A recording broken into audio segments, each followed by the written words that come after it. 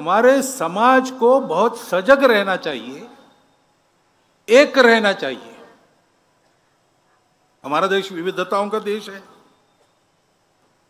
कई प्रकार की विविधताएं हैं और समस्याएं भी है। और कभी कभी एक की समस्या दूसरे के ध्यान में नहीं आती, एक के लिए लाभ की बात दूसरे के लिए नुकसान की होती है। इस सारे जंजाल में से देश के लिए एक निर्णय करना, एक प्रकार से चलना, ये बहुत कसरत हो जाती है, तार पर की कसरत। उसके चलते समाज में असंतोष भी रहता है, सब रहता है, ये स्वाभाविक है और वाजबी भी है। परंतु हमारे देश के हित के सामने ये सब हमारे लिए जायज नहीं है। हर हालत में समाज के किसी वर्ग की किसी वर्ग से लड़ाई न हो, ये हमको देखना ही पड़ेगा। आपस में सद्भावना का ही व्यवहार रखना पड़ेगा। जहां आवश्यक नहीं वहां झगड़ा निकालना, प्रतिक्रिया में कानून हाथ में लेकर चाहे जो करना, ये ठीक नहीं है।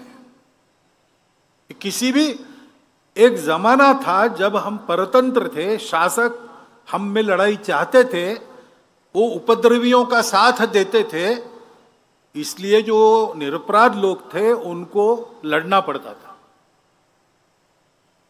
लेकिन अब हमारा शासन है,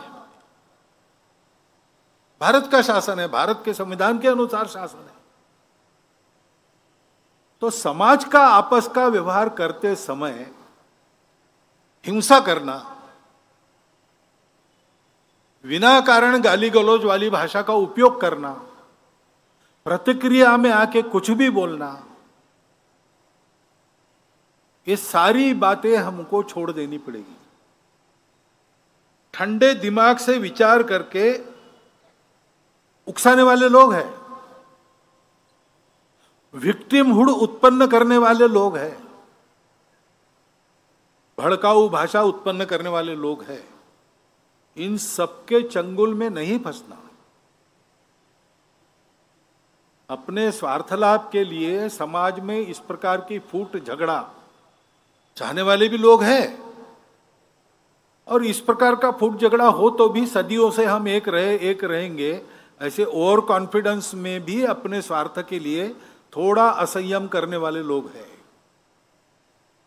हमको ये नहीं करना चाहिए।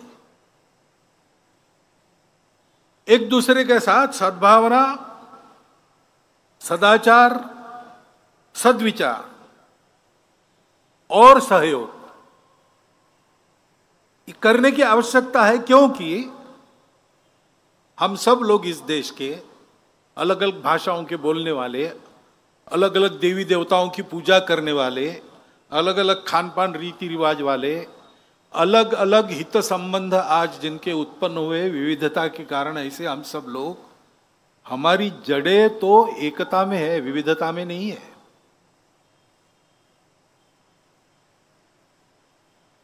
रविन्द्रनाथ ठाकुर ने कहा